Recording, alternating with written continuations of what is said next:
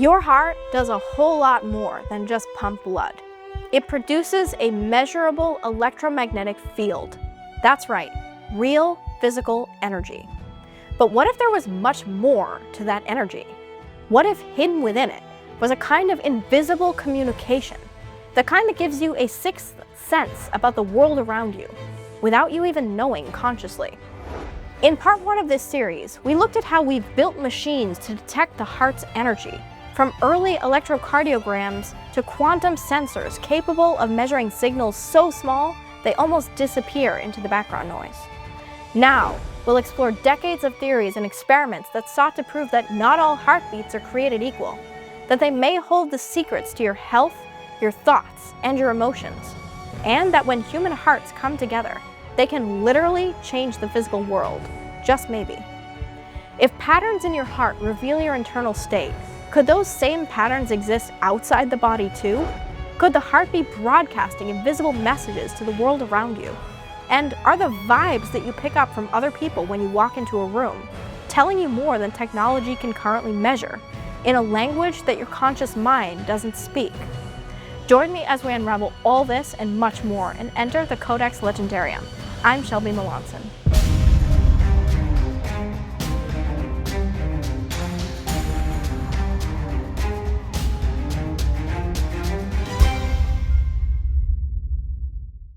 Welcome to part 2 of 2 of what I'm calling the electromagnetic heart. Just in case you missed part 1, last week we dove into the decades-long history of our efforts to understand the heart, its energy, and the power of its electromagnetic field. Everything from the first time we captured that field, to the evolution of quantum-level devices that listen in on its secrets, and even to a classified piece of CIA technology that's rewriting everything we know about hearing the heart. But this week, we're diving into what it might be saying. As all that technology advanced, not only did the heart suddenly not sound so silent, but the body, especially the heart, started to appear more and more like a kind of transmitter. Hear me out.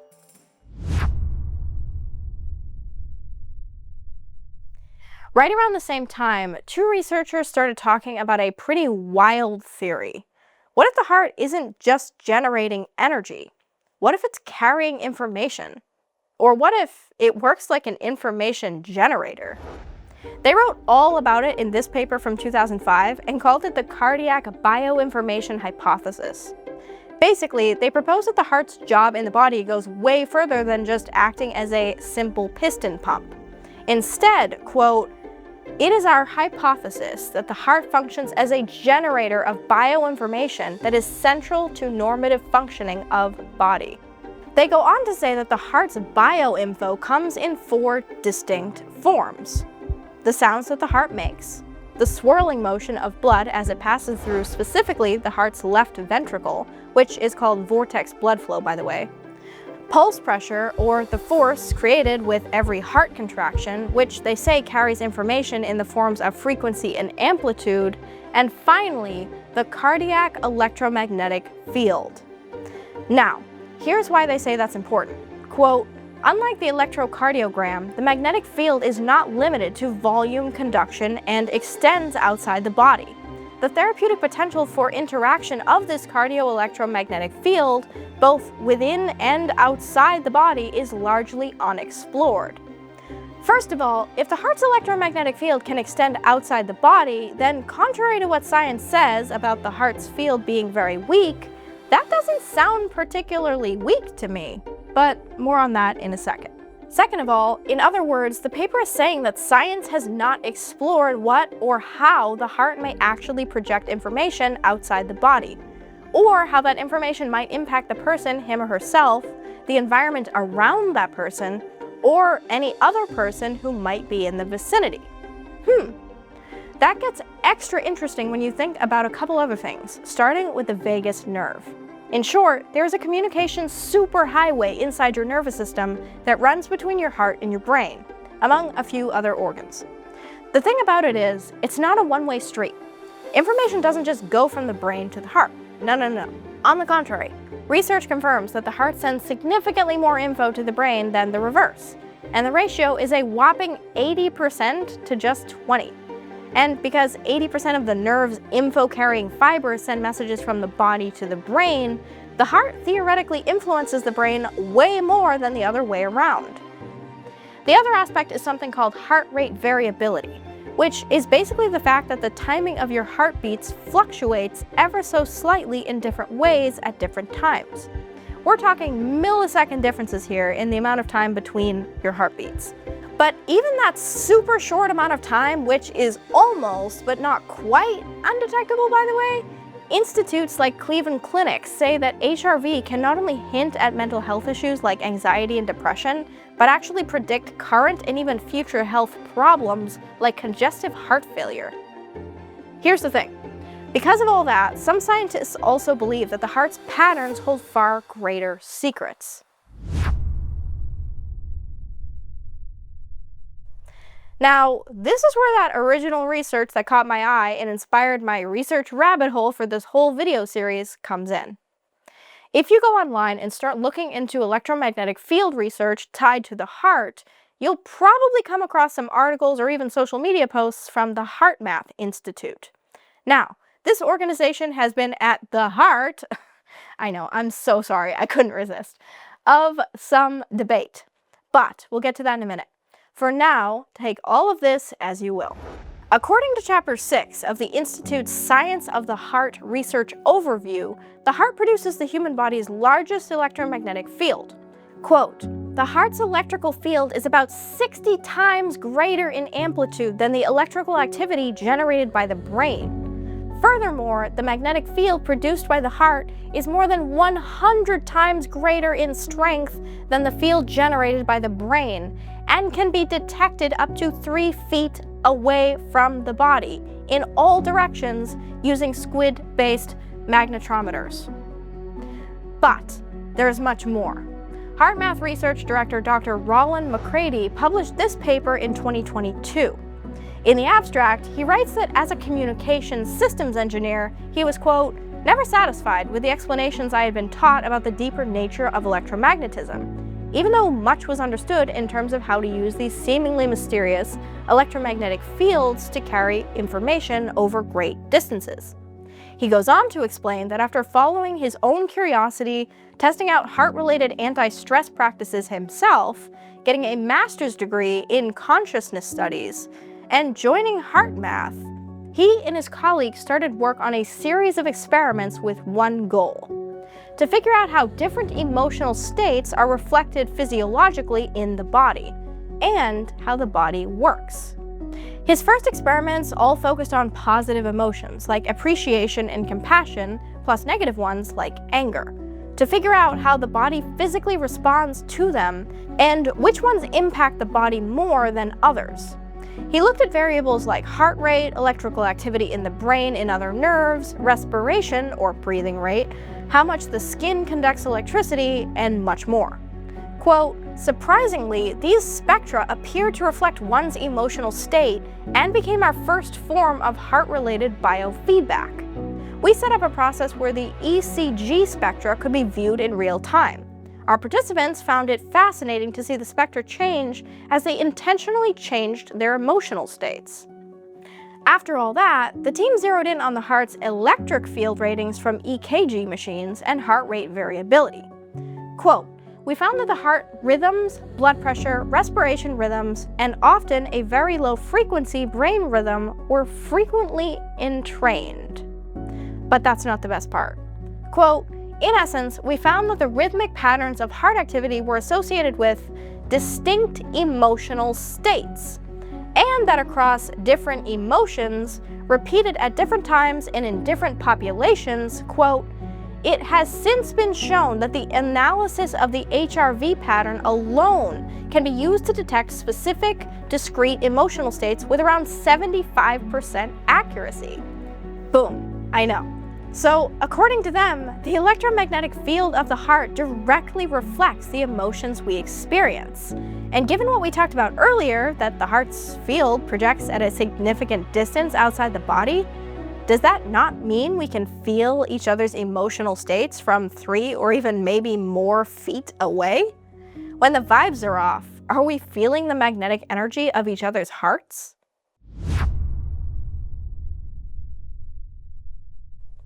The thing is, this idea of being able to physically yet subconsciously sense those around you isn't new. Scientists back in the 1600s observed that people often subconsciously sync up their footsteps to each other when walking side by side. Fast forward to the year 2000, the phenomena is so pronounced that the Millennium Bridge in London had to be closed just 2 days after its grand opening because of the power of people's synced up footsteps, or synchronous lateral excitation. Unbeknownst to the architects, people would subconsciously match their steps to the ever so slight oscillations of the bridge itself.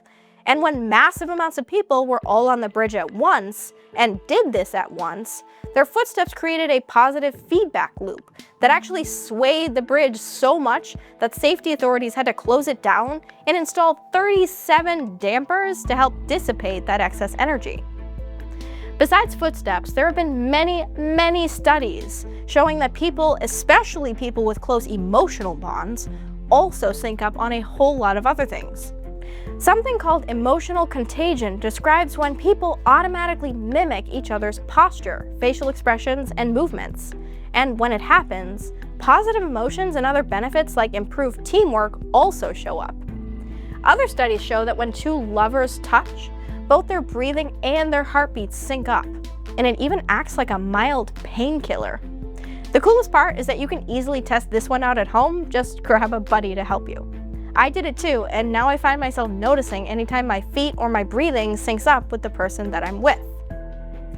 Even deeper, other research shows that even nervous systems mirror each other in a process called co-regulation. It happens mostly because a big part of your nervous system's job is to scan for danger. So, when someone around you is projecting a whole lot of positivity, or say, when a friend or family member calls you up to vent after a bad day, it has a profound effect on your mood too. This kind of synchrony is especially common between mother and child, and the science behind it goes all the way down to your brain cells. You have a specialized kind of them called mirror neurons, and they activate under exactly two circumstances in the exact same way: when you perform an action and when you watch someone else perform an action. The cells respond exactly the same way whether it's you doing it or someone else doing it. Long story short, it's a little bit like you are what you eat. You feel whatever environment you immerse yourself in. Okay, so if we humans naturally synchronize, how far does that synchronization go? The reality is you don't just observe emotion, your body absorbs it. And in order to absorb something, doesn't that something first have to be projected? What if all of these phenomena, footsteps, breathing, emotional linking, and the heart's electromagnetic field, are all part of the same system? Pretty wild idea, right? Well, heart math takes it a step further. The Institute speculates that all of the syncing culminates into something that they call the global information field. Their theory is this: because living things, as well as our emotions, thoughts, and behaviors, can be impacted by powerful magnetic fields, and I'm talking about like the magnetic field of the Earth here, like we talked about in part 1, they speculate that because of that, Earth's magnetic field is a carrier for all kinds of biological information that we basically project into it from our own individual magnetic fields. Meaning, not only are we supposedly linked up, but we can, in theory, impact the entire field, like the Earth's field, by, say, getting an absolute ton of people together and zeroing in on the same thoughts or emotions all at once. Mind-blowing, right? But how do you test that? Well, that's exactly the idea that psychologist Roger D. Nelson and researchers at Princeton University's Pear Lab wanted to figure out. Back in 1997, they launched something called the Global Consciousness Project. Its goal? To set up a network of random number generators, collect data streams, and find out if, during times of collective human focus or attention, i.e. global events, that the emotional and mental energy of the masses would actually cause non-random structure to appear in otherwise random data. Basically, when the entire world experiences a great celebration or a great tragedy, does that energy affect the physical world? They did it like this. researchers across the US and Europe used 14 independent systems to record data streams during major global events. Some of the most notable were the funeral of Princess Diana and the Gaia Mind Meditation, a global event where millions of people around the world came together for 5 minutes of meditation or prayer, in an effort to basically just foster global connectedness. As for the results, well, the data from Princess Diana's funeral alone saw deviations of about 1 in 100. In other words, during moments of collective emotion, random systems appeared slightly less random. Coincidence? Pattern recognition? Or was it evidence that humans became synchronized at scale? That consciousness created a measurable impact? The results were enough to motivate Nelson to transform the project into a permanent network for data gathering. And according to a paper he wrote in 2014, quote, "The result from more than 450 formal hypothesis tests over the past 15 years departs substantially from expectation. The results suggest that some aspect of the human consciousness is as involved as a source of the effects. The subtle structuring of random data indicates an effect of coherent human attention and emotion in the physical world." One disclaimer here, there is so much to explore in this topic that I could talk about it for a week, so we will probably revisit this in future episodes. After the Princeton Pear Lab closed down in 2002, the Global Consciousness Project changed hands, but it continued on. First adopted by the Noosphere Research Group with support from the Institute of Noetic Sciences, and later to, you guessed it, the HeartMath Institute. Since 2020, it got a rebrand as the Global Consciousness Project 2.0, and its current goal is to, quote, demystify interconnectivity and global consciousness to prompt a better world. Quite the lofty goal, if I say so myself. Now, it's fair to say that there's no one agreement on what the project's data actually means, and the HeartMath Institute's research has faced a fair amount of debate. HeartMath describes itself as a 501c3 research and education organization, and some critics argue that certain interpretations extend beyond established evidence. On the other hand, according to HeartMath's own websites, their programs have been used across 4 branches of the US military: the Army, Navy, Air Force, and Marines. Not to mention, just like the CIA ghost rumor we talked about earlier in part 1, government agencies have long looked towards science and research that extends a little bit beyond what might be considered today's mainstream scientific discourse. But even skeptics agree on one point: the heart and brain communicate far more deeply than most people realize. And hey, if the CIA has an open mind about what the mind and body are capable of, who's to say that we shouldn't? For thousands of years, ancient scientists speculated and theorized about forces that they had no way of measuring or proving in their day, many of which were later proven true, or at least that our modern technology kind of indicates that they were on the right track. Maybe the heart's electromagnetic field is really weak, and it's the creation of better and better technology that's letting us measure it now. Or, what if the heart is sending something out that really is much stronger than we realize, and we just can't measure it with instruments yet? But perhaps our own bodies can receive it. After all, there is a lot we don't understand about what our bodies and minds are capable of. For one, they're really good at predicting patterns and reading invisible information that might go right over the head of your conscious mind. And sometimes your body even reacts to things before your mind can catch up. In a certain sense, maybe it could be said that the body speaks in a language that our minds don't consciously recognize. The mystery isn't whether the heart's field exists. So who's to say that your heart can't sense energy in ways that our technology just can't yet? When you walk into a room and the vibe is off, maybe you're not sensing someone's energy. Maybe you're sensing what their energy does to yours. And if the human body truly does broadcast information beyond itself, then every room you enter may already be speaking, before anyone says a word. But what do you think? Have you ever felt something about a person instantly and realized later that you were right? Was it a coincidence, or intuition, or something else entirely? Do you think that the heart is broadcasting information far outside your body? And does the attention and emotion that we experience translate to physical impacts on the world around us? I would love to hear your thoughts and take on all of this in the comments. And if you have an idea for something you'd like to see a future episode on, let me know. A whole bunch of recent episodes have all been inspired by stuff that you guys have sent me, and I promise I read them all. And of course, if you've enjoyed this deep dive into mysteries, myths, culture, and science, please take just a second to like and share this video, hit the hype button, I still don't totally know what that does, and if you want to see more, subscribe. It really helps get the word out there. Until next time, stay curious, and stay legendary. Thank you very much.